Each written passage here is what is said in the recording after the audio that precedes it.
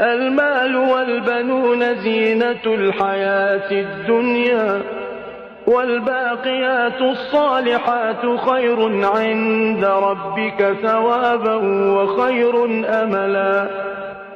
ويوم نسير الجبال وترى الأرض بارزة وحشرناهم فلم نغادر منهم أحدا وعرضوا على ربك صفا لقد جئتمونا كما خلقناكم أول مرة بل زعمتم أن لن نجعل لكم موعدا. ووضع الكتاب فترى المجرمين مشفقين مما فيه ويقولون